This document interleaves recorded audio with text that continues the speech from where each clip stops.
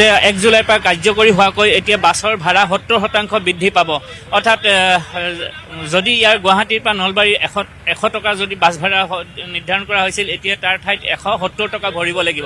ঠিক সমান্তৰালকৈ যি অত্যাৱশ্যকীয় সা সামগ্ৰী বৃদ্ধি পাইছে, ৰন্ধন গেছৰ দাম বৃদ্ধি পালে আৰু অত্যাৱশ্যকীয় সা সামগ্ৰী বৃদ্ধি পালে, তাৰ লগতে এতিয়া বাছ ভাড়া বৃদ্ধি পাব এই সিদ্ধান্ত গ্ৰহণ কৰিছে। অৰ্থাৎ 1 জুলাইৰ পৰা কাৰ্যকৰী হোৱাকৈ এই বাছ ভাড়া বৃদ্ধি কৰা হৈছে, 70%কৈ বৃদ্ধি কৰা হৈছে।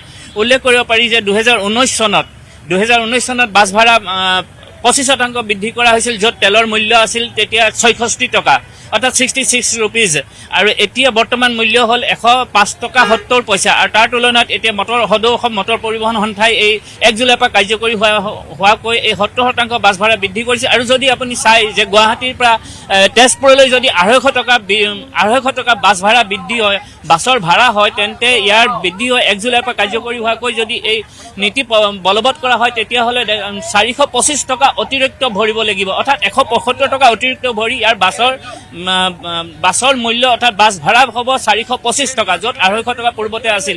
কিন্তু ইয়াৰ প্ৰভাৱ প্ৰত্যক্ষভাৱে পৰিব যি নিম্ন মধ্যবিত্ত বা মধ্যবিত্ত শ্ৰেণীসকল। যিহেতু ইয়াত চৰকাৰী চাকৰিৰ বাদে বেচৰকাৰী বা যিসকল উদ্যোগ অনুষ্ঠান প্ৰতিষ্ঠানত জড়িত হৈছে, সেইসকল লোক ইয়াত পৰিব। মই সেই পৰিৱেশটো দেখুৱাবৰ কাৰণে মই শ্যামলক অনুৰোধ জনাইছোঁ। যিহেতু ইয়াত নিম্ন আৰু মধ্যবিত্ত শ্ৰেণীটো ঘাইকৈ প্ৰত্যক্ষ প্ৰভাৱ পৰিব। ইয়াত উল্লেখ কৰিব পাৰি যে এতিয়া অত্যাৱশ্যকীয় সা সামগ্ৰী বৃদ্ধিৰ লগতে এতিয়া ৰন্ধন গেছৰ দাম বৃদ্ধিৰ লগতে ইন্ধন, অৰ্থাৎ তেল আৰু পেট্ৰল আৰু ডিজেলৰ মূল্য বৃদ্ধি পালে, যাৰ পৰিপ্ৰেক্ষিতত পেট্ৰল ডিজেলৰ মূল্য বৃদ্ধি হোৱাৰ লগে লগে অত্যাৱশ্যকীয় সা সামগ্ৰীৰ দামো বৃদ্ধি পোৱা দেখিবলৈ পোৱা গৈছে।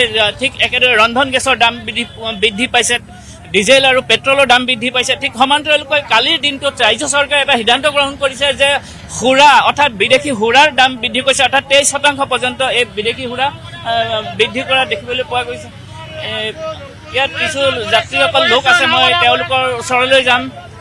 বাছৰ ভাড়া বৃদ্ধি পাব 1 জুলাইৰ পৰা।